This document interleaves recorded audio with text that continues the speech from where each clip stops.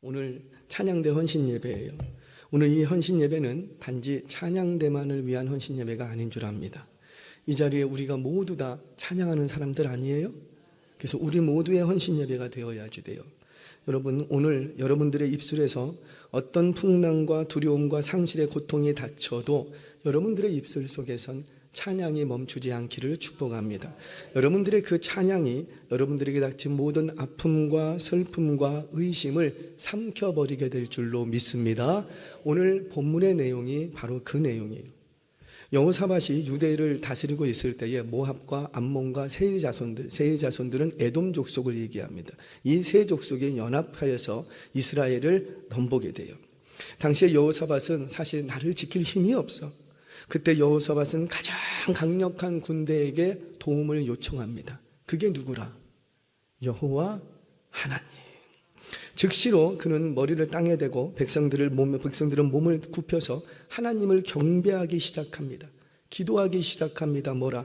우리를 치러 오는 이 큰 무리를 우리가 대적할 능력이 없고 어떻게 해야 될지 모르겠사옵나니 오직 주만 바라봅니다.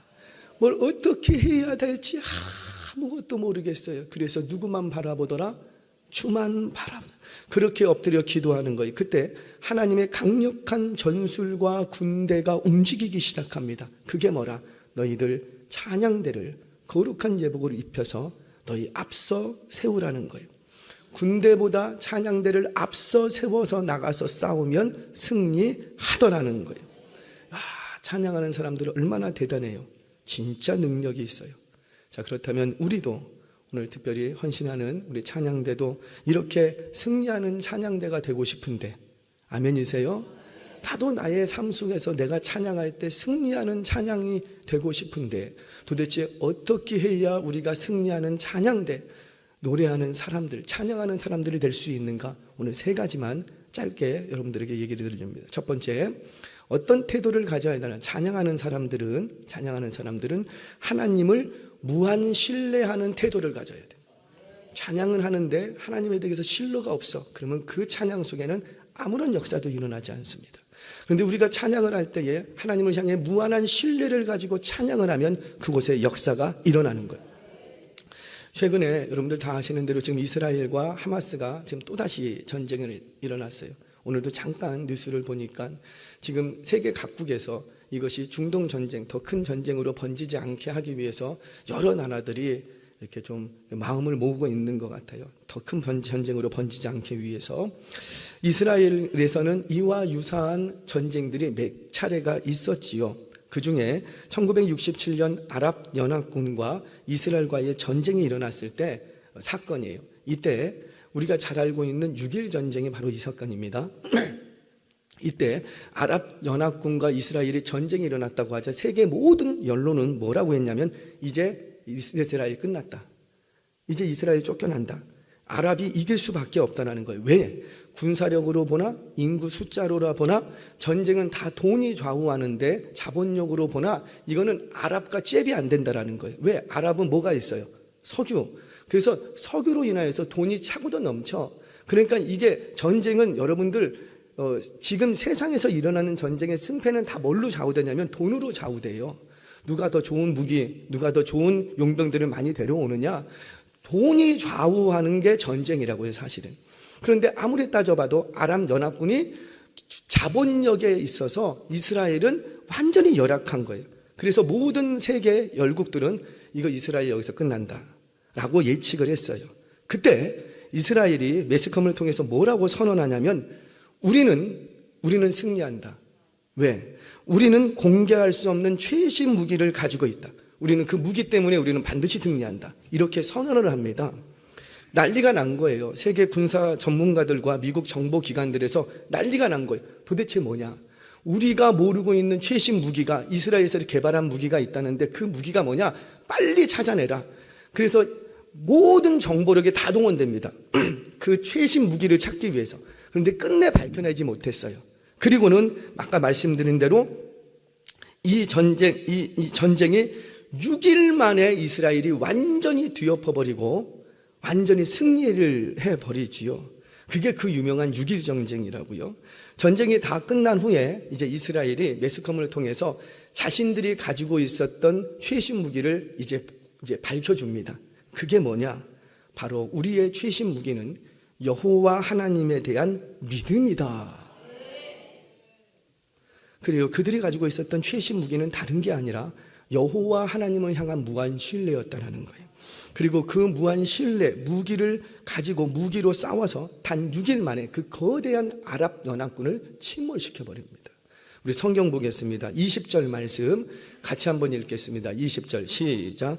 이에 백성들이 아침에 일찍이 일어나서 드고와 들로 나아가니라. 나아갈 때에 여호사밧이 서서 이르되 유다와 예루살렘 주민들아 내 말을 들을지어다. 너희는 너희 하나님 여호와를 신뢰하라. 그리하면 경건히 서리라. 그의 선지자들을 신뢰하라. 그리하면 형통하리라. 아멘. 그의 선지자들을 신뢰하라. 선지자를 신뢰하라 무슨 말이에요? 그 선지자들을 통해서 주셨던 하나님의 말씀을 신뢰하라. 신뢰하라. 찬양하는 사람들은 다른 걸로 무기 삼으시면 안 되는 거예요. 칼이나 창이나 방패나 지혜나 지식과 경험으로 학식으로 무기 삼지 말고 여호와 하나님을 무한 신뢰하는 믿음으로 무장하라는 거예요. 오직 하나님을 향한 무한 신뢰하는 그 믿음으로 싸우라는 거예요. 저와 여러분 어떤 고난과 슬픔과 근심이 있습니까? 도저히 감당하지 못할 문제를 당했습니까? 그러면 그거 끌어안고 끙끙대지 말고 우리 하나님께 무한 신뢰함으로 내어 맡기시기를 바랍니다. 여러분 기억하세요. 내가 하나님께 하나를 맡기면 하나님이 이거 하나 책임져 주세요? 책임 안 져 주세요? 책임져 주십니다. 하나를 맡기면 하나를 책임져 주세요. 그런데 나의 삶의 전 영역을 맡겨버리면 하나님은 여러분들의 삶의 전 영역을 책임져 주십니다. 그게 우리 하나님이라는 거예요. 저와 여러분들 그 신뢰하는 믿음으로 싸울 때 여러분들의 찬양은 능력 있는 찬양이 될 줄로 믿습니다. 자, 첫 번째, 우리의 찬양이 능력 있는 찬양이 되려면은 첫 번째 어떻게 해야 되겠다? 하나님을 무한 신뢰하는 태도를 가져야 됩니다. 자, 두 번째, 찬양하는 사람들은 바로 승리할 것을 바라볼 줄 알아야 돼요. 의심의 눈초리로 바라보지 말고 찬양했으면 승리할 것을 바라봐야 되는 거예요. 종종 미국이라는 나라, 제가 사실 미국이라는 나라를 그렇게 호의하고도 않고 뭐 그렇게 싫어하지도 않아요. 그냥 미국은 미국이야. 그런데 이 미국이라는 나라가 깜짝깜짝 놀라게 할 때가 종종 있습니다. 여러분들 기억하세요? 2001년에 일어났던 9.11 테러 사건. 그때 무역센터 쌍둥이 빌딩이 빈라덴에 의해서 이제 테러를 당하고 무너지게 되지요. 그때 전 세계가 화들짝 놀랬다고요. 단지 미국에서의 테러일 뿐인데 그 장면을 목격하는 모든 나라들마다 자국 내에서도 이런 테러가 일어날까 엄청 긴장을 많이 했어요. 그리고 미국 안에서는 어땠습니까? 테러를 당한 미국에서는요, 국민들 안에 분노와 또 위기의식과 사회적인 혼란, 이건 이루 말할 수가 없었던 거예요. 근데 그때 미국의 전 방송사가 그때 송출했던 게 뭐냐면 미국 교회마다 일어났던 기도회와 그 집회 현장을 대대적으로 송출합니다. 모든 방송국마다 짝이라고 한 것처럼 대대적으로 송출해요. 그리고 그 방송 송출의 중심에 있던 게 뭐냐면 찬양하는 장면이에요. 찬양하는 장면. 그런데 그때 찬양이 무슨 찬양이었냐면 슬픔과 아픔을 달래고 상처를 치유하는 그런 찬양이 아니라 내 감정을 만져주는 위로하는 서정적인 찬양이 아니라 그때 찬양했던 찬양들이 뭐냐면 영광 영광 할렐루야, 영광 영광 할렐루야, 영광 영광 할렐루야, 곧 승리하리라. 영광 영광 영광 할렐루야, 영광 영광 할렐루야, 영광 영광 할렐루야, 곧 승리하리라. 이게 말이 돼요? 지금 9.11 테러 사건으로 수많은 사람들이 그 전쟁, 그 테러에서 죽었고 지금 나라는 대혼란에 빠졌어.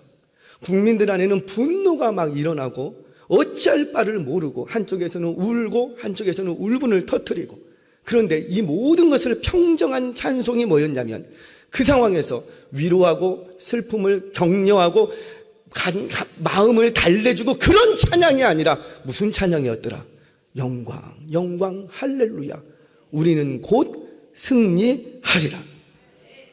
정말 그래서인지 이 찬양을 부르면서 어떤 일이 벌어지냐면 사회가 안정되기 시작하고요, 슬픔과 분노에 휩싸였던 그 사회는 정상을 순식간에 되찾기 시작합니다.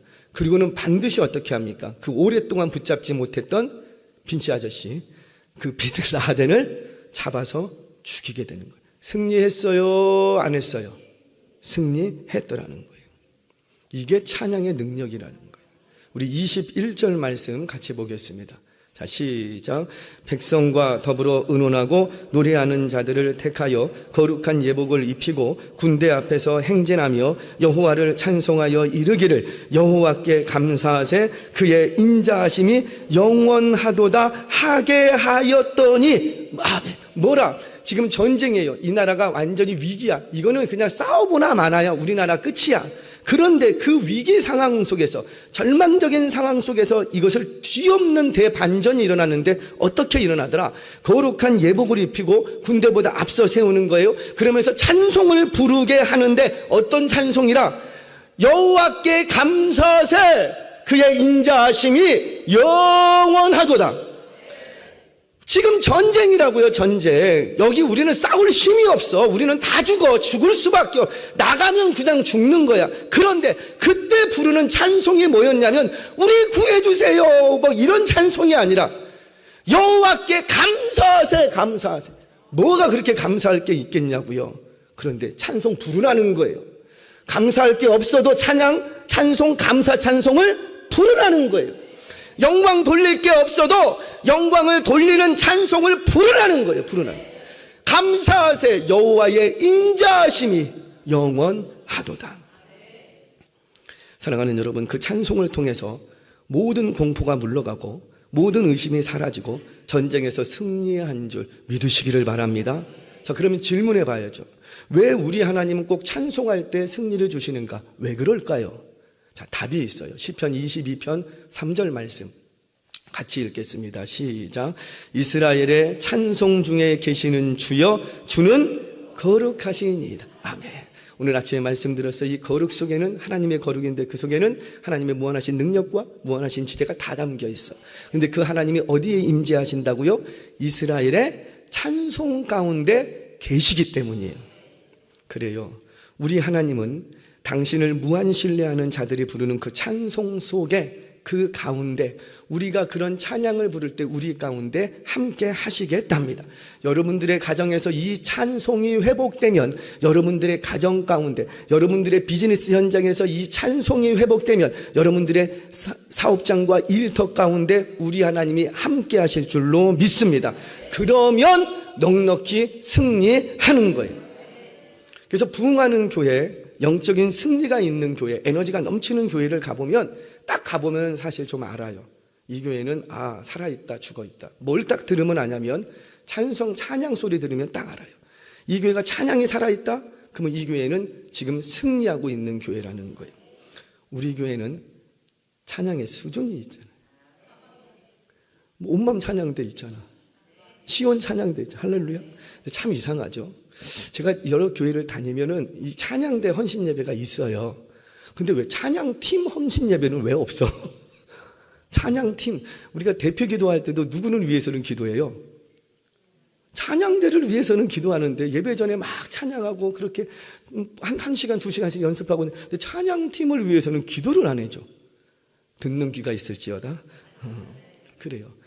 이제 보편적으로 그래요. 보편적으로. 자, 여러분, 그 영적인 수준이 있는, 그러니까 찬양의 수준이 있다는 건 뭘 얘기하냐면 그 교회의 예배의 영성이 수준이 있다는 거예요. 그러니까 찬양이 살아있다는 것은 그 예배가 살아있다는 거라고요. 무슨 말이냐면 잘 이해하셔야 돼요.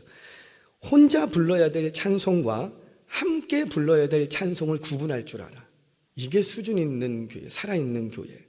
예배를 위한 찬양과 집회를 위한 찬양과 개인 기도를 위한 찬양이 사실은 다 달라요.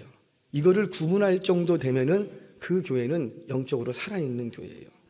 예배를 위한 찬양은 어떤 찬양이 많이 불려져야지 되고, 아까도 얘기했지만은 하나님을 송축하는 찬양, 하나님의 어떠하심, 하나님의 위대하심, 하나님의 자비하심, 인자하심, 감사하는 찬양, 이런 찬양이 예배 중에 올려지는 거라고요. 그래서 예배 전에도 우리 찬양을 하지요. 찬양팀 나와서 찬양하잖아요. 그 왜 찬양하는 거예요? 뭐 우리가 분위기 좀 잡으려고, 분위기 띄우려고 찬양하는 겁니까? 그 분위기 띄우려고 찬양하는 걸 노래방 찬양이라고 하는 거예요. 그런 찬양이 우리는 아니잖아요. 그때 이 예배 전에 찬양하는 것은 그 찬양을 통해서 한 주간 동안에 흩어졌던 성도님들의 마음을 누구께로 지금 맞추려고 하는 거예요. 그렇죠. 막 들어와서 예배 드리자 그러면 마음이 아직 정리가 안 돼 있어. 그래서 예배 전에 하는 찬양은 어떤 목적이 있냐면, 우리의 흩어졌던 네 마음, 내 마음, 너 마음 다 달라. 근데 그 다른 다 마음을 하나로 만들어서 누구에게 집중시키려고, 그래서 하나님께 집중시키기 위해서 예배 전에 찬양을 부르는 거예요. 그래서 그 예배를, 이 찬양을 통해서 예배 받으실 하나님을 바라보고 예배 받으실 하나님을 기대하도록 만드는 목적이 있는 거예요. 목적이. 그래서 찬양을 선곡할 때는 내가 부르고 싶은 찬양을 선곡하는 것이 아니라, 오늘 이 찬양이 우리 공동체에 어떤 영적 영향을 끼칠 것인가를 염두하고 선곡을 해야 되는 거라고. 선곡을. 예를 들어서 아무것도, 예배 전에는 어떤 찬양이 좋아요? 아무것도 염려하지 말라, 또는 전능하신 주 나의 하나님은, 뭐 이런 찬양이 있잖아요. 하나님의 위대하심, 하나님의 일하심, 그 찬양을 부르면 부를수록 하나님에 대한 확신이 내 안에 막 일어나는 이런 찬양, 이런 찬양을 예배 전에 많이 불러야 돼. 그래서 우리의 마음이 자꾸 누구를 기대하도록, 우리 가운데 그 영광의 하나님이 임하실 것을 기대하도록 만들어주는 것이 찬양이라는 거예요. 찬양이라는. 집회 때는요, 집회 때는 고백의 찬양도 괜찮아요. 좋아요. 내 신앙적인 고백이 담긴 것들, 기본적으로 하나님을 송축하고 뭐 보혈 찬송, 죄사함의 은총, 이런 찬송을 많이 불러야 되지만, 집회나 기도회 때는 개인의 아픔과 슬픔을 만질 수 있는, 그리고 그 아픔과 슬픔을 치유하고 회복시켜 줄 수 있는, 그래서 그 아픔을 신앙 고백으로 끌고 올 수 있는 그런 찬양을 부르면 굉장히 좋아요. 그래서 믿음이 주제가 되거나 회개, 또는 뭐 서정적인 감정에 지금 힘들고 어려운데 내 마음을 만지시는 이런 찬양, 이런 찬양이 집회 때나 또는 기도회 때는 굉장히 유익한 찬양인 거예요. 자, 그럼 오늘 찬양대 헌신 예배인데, 찬양대가 예배 중에 불러야 될 찬양은 어떤 찬양이면 좋을까요? 이거는 두말할 것 없어요. 단연코 개인의 마음을 뭐 조금 만져주는 그런 찬양 정도가 아니라, 하나님의 어떠하심, 하나님의 성품을 노래하거나 그분의 위대하심과 전능하심, 오늘 이 예배 가운데 강하게 능력 있게 역사하실 하나님을 기대하도록 만드는 찬양을 많이 불러야 돼요. 그러면 그 예배 가운데 반드시 하나님 역사하십니다. 그렇게 찬양이 살아날 때 우리의 예배 현장에는 놀라운 승리의 역사가 일어날 줄 믿습니다. 자, 두 번째, 찬양하는 사람들은 뭘 바라봐야 된다? 승리할 것을 바라보고 찬양해야. 자, 마지막 하나만 더. 우리의 찬양이 정말 능력 있는 찬양이 되려면 삶 속에서 하나님을 송축하는 태도가 있어야 돼요. 삶 속에서. 자, 우리 26절 말씀 같이 한번 읽겠습니다. 26절 시작. 넷째 날에 무리가 거기서 여호와를 송축한지라. 그러므로 오늘날까지 그곳을 브라바 골짜기라 일컫더라. 아멘. 자, 찬양이 시작되자 하나님께서 말씀하신 대로 너희 여호와께 감사하라. 그의 인자하심은 영원하도다. 그 찬양을 불러. 그래서 이 백성들이 거룩한 옷을 입히고 찬양대를 앞서서 이 찬양을 부르기 시작했어요. 부르기 시작할 때 하늘에서는 어떤 일이 일어나고 여호와의 복병이 순식간에 내려옵니다. 그리고는 모압 연합군 사이에 들어가서 움직이기 시작하는 거예요. 그러자 모압과 암몬과 세일 주민들은 에돔 족속이라, 에돔 족속. 이들이 서로 치고받고 싸우더니 서로 같이 그냥 다 죽어버려. 그렇게 되자 어떻게 됩니까?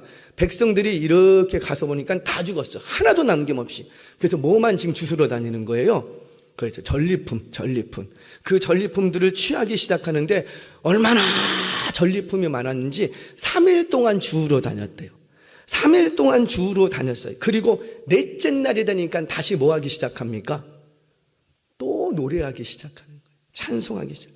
여호와를 송축한지라. 자, 여호와를 송축했다는 게 뭐예요? 여호와께서 주신 그 승리를 노래하고 감사하고 하나님을 높였다는 거예요. 위대하신 하나님, 우리가 찬양할 때에 천군 천사를 통하여 복병을 움직이셔서 이 자리를 정리하신 하나님, 그 하나님을 송축하다라는 거예요. 송축하다. 여러분, 뭘 보여줘요? 우리가 전쟁을 준비할 때도 찬양해야 되고, 전쟁 중에도 찬양해야 되지만, 전쟁을 다 마치고 일상으로 돌아왔어도 뭐 해야 되겠다? 찬양해야 돼, 찬양. 우리 예배는 영적 전쟁터라 그랬어요. 예배는 우리가 하나님 앞에 전심으로 예배할 때에 사단 마귀는 비상에 걸립니다. 저것들 저렇게 예배하면 안 되는데, 저것들 저렇게 얘기하면 우리가 발붙일 틈이 없는데, 그래서 비상에 걸려. 그래서 예배를 방해하기 위한 어떤 수작들이라도 다 동원한다고요. 예배만 막을 수 있다면 뭐든지 한단 말이에요. 그런데 어때요? 그 사단 마귀의 그 공격으로부터 우리가 찬양할 때 그 전쟁을 이겨낼 수 있어. 그래서 사단 마귀가 역사하지 못하도록 우리가 찬양을 부를 때 이곳에 주의 영이 임하셔서 불로 성벽 쳐주신다고요. 그래서 예배 현장이 뜨거워져. 근데 거기서만 끝나면 안 된다라는 거예요.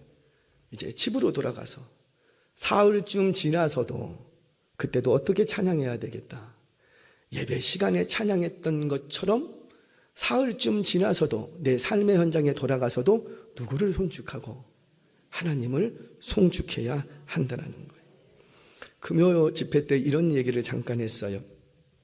찬양 대원들은, 찬양 팀도 마찬가지고 노래하시는 분들은 최소한 회중석에 앉아서도 자기 파트로 노래 좀 해줬으면 좋겠다. 할렐루야. 거기서만 파트가 아니라 회중석에 와서도 여기저기서 다 알토 소프라노 소리가 쫙. 그 외국 교회들은 좀 그렇거든요. 찬양대가 따로 없어도 회중이 그냥 화음이 다 풍성해. 그래서 본래 피아노 한 대만 있어도 예배가 풍성해요. 어떤 소리가 제일 좋으니까? 육성. 하나님이 주신 이 목소리, 이게 제일 좋은 악기거든요. 이 울림을 통해서 나오는 소리가 얼마나 멋진지. 그러니까는 찬양 대원님은 좀 어때야 돼요? 우리는 전문가잖아. 할렐루야. 이렇게 봐도 최소한 보니까 10년 이상씩은 하신 것 같은데. 아니, 성악 4년 했다고 전공자라고 하는데, 우리 그렇게 우리도 한 10년쯤 했다고. 20년. 20년쯤 했다고. 그러면 어때요? 내가 4년 전공한 전공생은 아니지만, 그래도 예배 찬양, 하나님을 찬양하는 것에 대해서는 반 전문가가 돼 있어. 그럼 고급 인력 아니에요? 이 고급 인력을 왜 저기서만 쓰냐고. 여기서도? 이건 낭비지. 할렐루야. 낭비. 그래서 어떻게 해요? 그래서 우리는 좀 예배 중에도 이렇게 자연스럽게 앞보 보실 수 있는 분들은, 이렇게 연습하셨던 분들은 자연스럽게 화음도 넣어주고, 그러면 이 예배 현장이 어떻겠냐고요. 이거는 그냥 찬양도 안 하고 입 다물고 예배 드릴 때 하고, 사성부가 쫙 나오면서 찬양을 부르면서 예배 드릴 때 하고 감동이 달라. 왜? 우리 하나님은 어디에 임하신다고요? 찬송 중에 임하시기 때문에. 자, 찬양팀, 예배 인도자, 찬양대원, 지휘자, 우리 반주자들 다 있죠. 반주자. 모든 사람들이 부탁드립니다. 기능적으로 일하지 않기를 바랍니다. 기능적으로. 이게 무슨 말이냐면, 기능을 잘 수행하기 위해서만 노래하고 연주하지 말라는 거예요. 기능을 잘 수행하기 위해서. 특히 예배 인도자들이, 제가 예배 컨퍼런스를 하나 세미나하면 항상 지적하는 거 있고 책망하는 게 있어요. 예배 인도자들의 실수, 리더들의 실수가 뭐냐면, 인도할 때는 막 두 손 들고 막 온몸으로 막 눈물 흘려가면서 화음 넣어가면서 막 찬양을 해. 근데 이상하게 그 인도하던 자리에서 내려와서 회중석으로 가. 들고 있던 마이크만 내려놓으면 이상하게 찬양도 안 하고 뭐 딴짓하고 막 어쩔 줄 몰라. 왜 그러냐고. 죄송해요. 그건 뭐 한 거예요? 하나님 앞에 찬양한 게 아니라 쇼한 거예요. 그건 쇼한 거예요. 우리의 예배가 쇼입니까? 쇼 아니잖아요. 진심이잖아요. 삶이잖아요. 그러면 일관성이 있게 찬양을 해야지. 우리 찬양대가 그렇게 한다는 그 얘기가 아니라, 찬양석에서도 찬양하는 것만이 아니라 찬양석에서만 찬양대원으로서 찬양한다면 그건 기능적으로 하는 거예요. 근데 찬양석에서만 찬양하는 것이 아니라 회중석에서도 목소리 높여서 찬양하고 집에 돌아가서도 주방에서도 찬양을 하는 거예요. 찬양팀 리더, 찬양대원들, 팀원들 모두가 찬양하는 사람들이잖아요. 그러면 마이크 잡고 있을 때만 찬양하는 게 아니라 마이크를 놨을 때도 찬양이 들어와야지. 마이크 있을 때는 그냥 마이크만 대주면 어쩔 줄 몰라 하면서 찬양이 그렇게 멋있는데 왜 마이크만 빼버리면 그냥 그 찬양했던 영성이 다 어디로 가냐고. 죄송해요. 그 우리 하나님이 나쁘대, 안 좋아한대. 제가 완곡하게 표현했어요. 싫어한대. 기능적인 위치에서도 찬양하고 반주해야 되고 연주해야 됩니다. 그런데 기능적인 위치에서만 찬양하면 그거는 쇼가 돼버리고 마는 거예요. 기능적인 위치에서도 찬양해야 하지만 나의 예배의 현장, 더 나아가서 여러분들의 가정과 주방과 일터에서 찬양하는 성도님들이 되시기를 바랍니다. 그렇게 찬양할 때 여러분들의 삶의 자리에 눈물의 골짜기, 슬픔의 골짜기, 분노의 골짜기가 바로 감사의 골짜기, 기쁨의 골짜기, 불화가 골짜기가 될 줄로 믿습니다. 말씀을 정리하겠습니다. 여러분, 세계에서 실존하는 나라 중에서 가장 작은 국가가 있어요. 혹시 여러분들 모로코라는 나라를 들어보셨습니까? 모로코라는 국가는 국가예요. 세계가 인정하는 국가예요. 그런데 전체 국민이 몇 명인가 제가 이제 엊그저께 설교를 준비하면서 자료를 좀 추적을 해봤어. 그랬더니 최근 나와 있는 자가 2018년 자료더라고요. 보니까 놀라지 마세요. 3727명.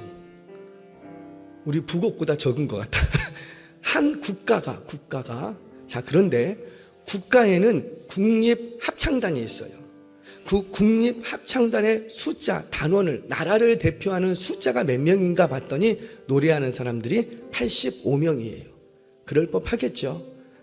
전체 국민 수가 적으니까. 그런데 더 놀라지 마세요. 그 모로코라는 나라를 지키는 군인들이 있는데 군인들의 숫자가 82명이야. 군인보다도 3명이 더 많아. 누가? 노래하는 사람들이. 사랑하는 여러분, 우리 교회도 찬양하는 성도가 많아지기를 바랍니다. 정말 찬양하는 성도가. 죄송해요. 예배 자리에 앉아있다고 다 찬양하지 않더라고요. 직분자의 자리에 앉혀놨다고 해서 다 찬양하는 건 아니더라고요. 우리 교회 모든 성도님들은 어느 자리에 있든지 간에 어디 위치에 있든지 간에 찬양하는 사람들이 되시기를 바랍니다. 우리 교회는 회의 시간보다 찬양하는 시간이 더 많고 잡담하는 험담하는 시간보다 찬양을 연습하는 시간들이 더 많아지는 우리 교회가 되기를 바랍니다. 입술에 찬양이 끊어지지 않을 때 바로 여러분들의 삶이 불화가 골짜기가 되어서 모든 슬픔과 아픔 많은 인생이지만 그것이 기쁨과 승리로 변화되는 인생이 될 줄로 믿습니다. 이 헌신 예배를 통해서 임명되는 섬기는 모든 찬양대원들과 우리 오늘 헌신 예배에 참여한 모든 성도님들이 우리가 모두가 찬양하는 사람들이 되어서 나를 괴롭게 하는 사단마귀의 불화살 같은 공격을 막아내고 넉넉히 승리하는 복된 인생 되시기 주의 이름으로 축원합니다.